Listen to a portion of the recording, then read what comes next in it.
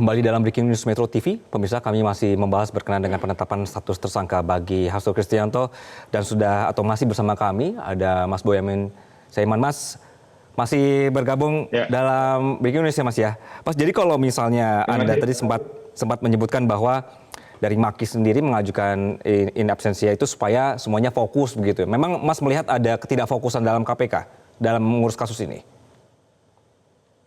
Ya, waktu awal-awal tahun pertama itu KPK seperti ketakutan untuk menangkap Harun Masiku, kan itu.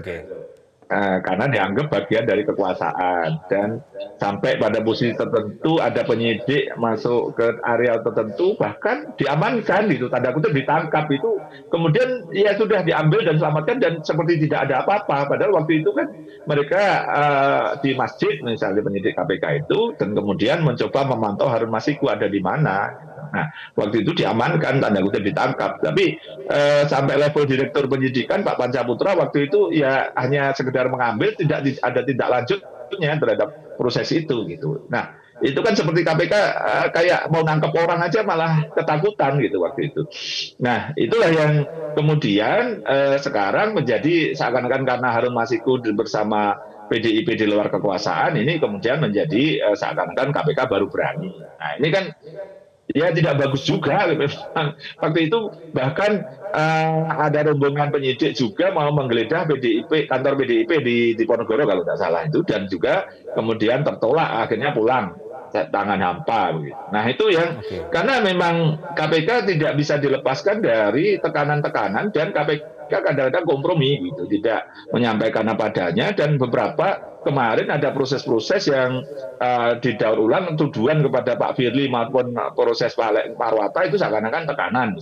Ya, semua hal menjadi masyarakat bisa membacanya. KPK ini menjadi tarik-menarik kemana-mana, dan kemudian ya karena dulu hebat, kemudian banyak upaya-upaya untuk melemahkan, puncaknya kan perubahan Undang-Undang Pemberantasan Korupsi,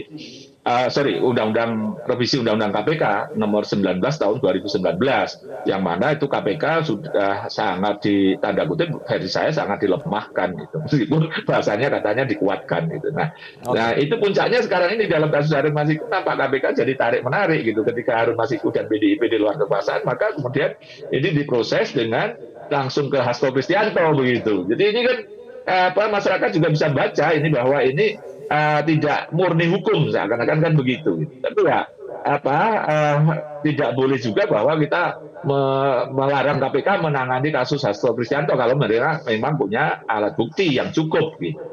Oke, berkenaan dengan alat bukti yang cukup, makanya ditetapkan menjadi tersangka begitu, dan tidak asal tangkap begitu ya. Nah, Mas Boyamin, kita juga tahu ini ada Ketua Umum PDI Perjuangan Megawati Soekarnoputri sempat menyinggung ya, jika terdapat kader atau anak buahnya ditangkap KPK, maka dirinya akan menyambangi kantor KPK. Ini bukan kali pertama. Saya melihatnya itu sebagai bentuk tanggung jawab moral gitu. Dulu saya di P3 Solo zaman Pak Mudrik Sangido itu, ketika ada anak buahnya ditangkap polisi karena merobek bendera Golkar, ya diurusi ke kantor polisi dengan prosedur hukum yang benar, terus kemudian melawan diambil begitu aja, polisi nggak boleh menangkap misalnya gitu, tetap boleh ditangkap mereka, tapi diurusi, dikirim lawyer kan itu. Nah, Bu Megawati saya kira dalam tataran itu juga mendatangi KPK boleh-boleh aja. Menurut saya malah KPK bisa malah ini mendapatkan nilai untung itu. Karena KPK kalau tadi saya katakan menerima Bu Mega dengan karpet dari depan, pimpinan KPK menyambut di depan, itu dihormati dan kemudian ditampung apapun aspirasinya, begitu juga mungkin marah-marahnya Bu Megawati juga ditampung misalnya begitu di dalam.